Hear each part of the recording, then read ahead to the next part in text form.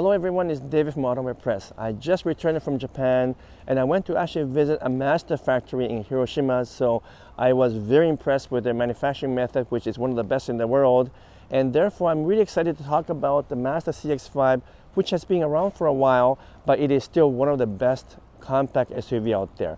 In fact, in this video I'm going to help you decide whether you should buy the Mazda CX-5, which is a little bit outdated but really fun to drive, or the Toyota RAV4, which is also getting a little bit outdated and less fun to drive, but it has more options in terms of hybrid and plug-in hybrid. So let me walk you through 5 key factors to compare between the CX-5 and RAV4 so you can decide which one is the best one for you. Let's go.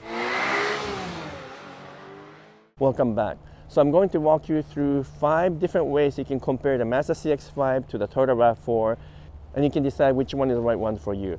In terms of manufacturing quality, that's a bit of a toss-up. This one is built in Japan at a factory that I just went to visit, and so I know the quality of manufacturing is absolutely world-class, but so is a RAV4. That one is built in Ontario, Canada, also has a first-class quality and also first-class fit and finish. So it's a bit of a toss-up, but this one is slightly better than the RAV4, and I'll show you why. This one is 3.5 millimeter here, 3.5 and 3.8, very consistent. On the RAV4 it's about 4 millimeter, so almost identical. I'm really being finicky here, but this one is just a little bit better. Again, 3.5, same thing here, 3.4 and 3.6, so pretty well consistent. And even though it's raining here, you can tell that it's very consistent panel alignment all the way through. The quality of the manufacturing for the panels is excellent. I can attest to that because I went to their factory and actually looked at how these things are being built, and their manufacturing system and production system is best in the world. Right up there with Toyota production system. They both have a really good manufacturing methodology and quality control. Can I say one is better than the other? Well, not really. But in terms of the actual panel fit and alignment, this one's a bit better. But in terms of long-term reliability, Toyota one is a little bit better. Which brings me to the first factor, which is overall manufacturing quality. And I'm going to give it a tie for RAV4 versus CX-5. They're both about the same quality, both outside and inside. So that's something that is non-issue from my perspective. I think they both will be reliable over long term, maybe with just a slight edge for Toyota just because their overall long-term reliability has always been a little bit better than Mazda. But in terms of how you want to decide between the RAV4 and the CX-5, I don't think you need to worry about quality or reliability. They're both about the same. They're both in A+ category. So that's the first thing I want to talk about. Now what about the inside? Let's take a look. So now I'm inside the CX-5. And this particular version, by the way, is called the Suna edition, which has a kind of beige exterior, which is actually a really nice color to go along with this vehicle. Suna, by the way, in Japanese means sand, so I suppose that's why they picked that name. Now the quality of the interior is excellent, as you would expect from Mazda, and also because this car has been around for a while, just like the RAV4. They've gotten all the bugs out, and so the thing is very quiet, rattle-free, squeak-free, and you can tell all the materials are well made. Nice soft touch materials even along the door. Something that I think is a little bit better in the CX-5 than the RAV4, because the RAV4 is not only beginning to look a little bit outdated, same as this one too, but also the RAV4 looks a little bit cheaper in terms of the overall interior design. This one has a bit more upscale feel with graphic that looks better than RAV4, and also just the overall stitching and the quality of build looks a tad better than the RAV4. Having said that, one big issue is the infotainment system, which requires you to use this knob like in the old days to navigate through the menu system.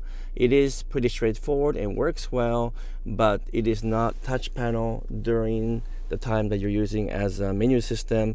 But if you turn on the Apple CarPlay and the whole thing becomes connected to your Apple devices, then it becomes touch panel. So that's the only time you can use as a touch, and that I find it to be quite annoying. So that's one of the problems that Mazda has with almost all of its models, and that's something that needs to be updated compared to RAV4, which has a proper touch panel, and they have updated both the digital cluster as well as the infotainment system on the new RAV4. So that's something that you might want to think about.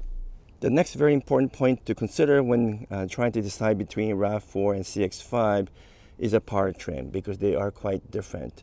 If you want, for example, hybrid or plug-in hybrid, then the game is over, unfortunately for Mazda, since they don't offer that, and you'll just have to buy the RAV4, which offers both a regular hybrid system as well as a plug-in hybrid in the form of a RAV4 Prime. That's the car that actually my wife owns, and she really likes the fact she can drive it mostly in the EV format, and then when the battery runs out, then it just simply switches over to the gasoline hybrid system. So that is very ideal.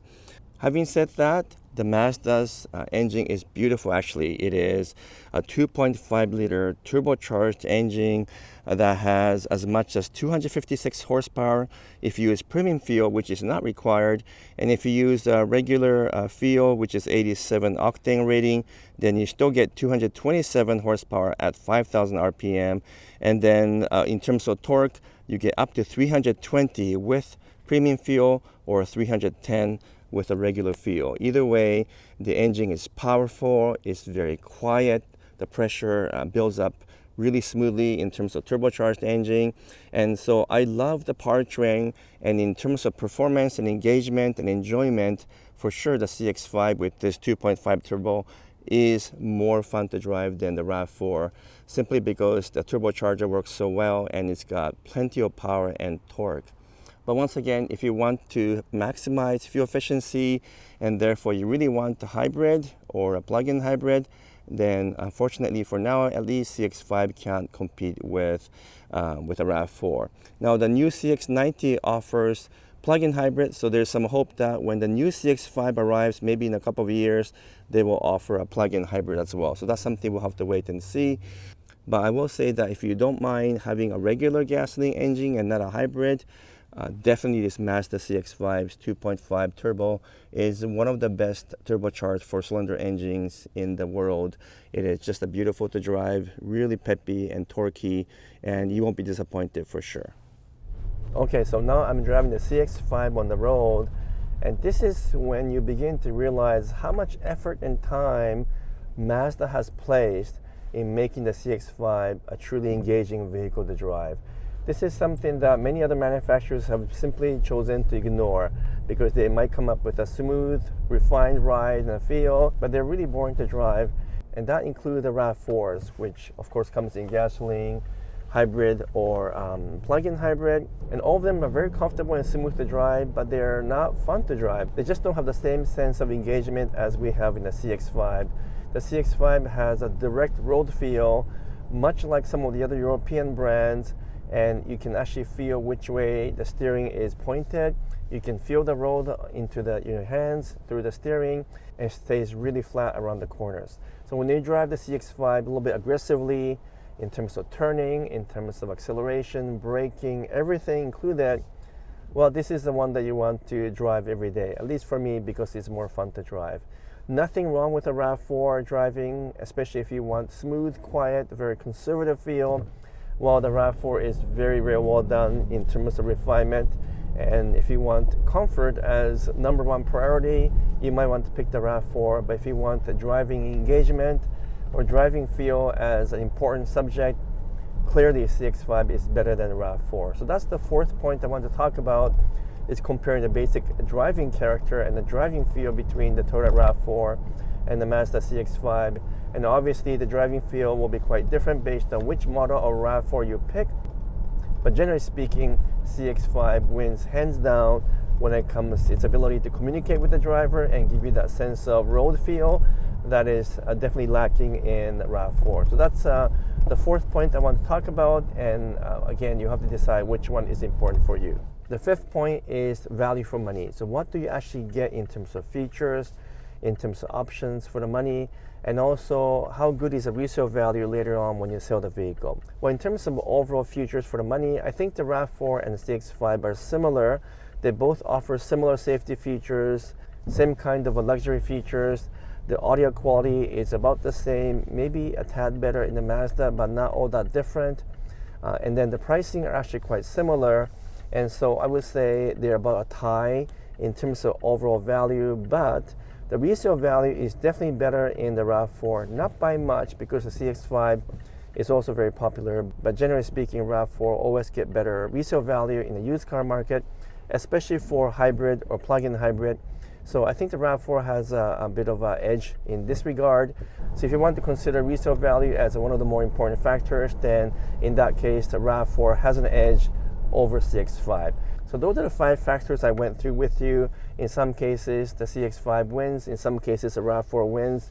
Only you'll know which one is the right one for you. For me, it's an easy one because I already own the RAV4 Hybrid and the RAV4 Prime, and I really like both of them, especially the Prime, and I love them, but it is a bit boring to drive. So for someone like myself who enjoy driving and who wants driving engagement, if I were to buy again, I would definitely buy that CX-5. But my wife might disagree because she really likes the fact that she doesn't have to put any gas in the RAV4 Prime, since it runs on full EV mode most of the time.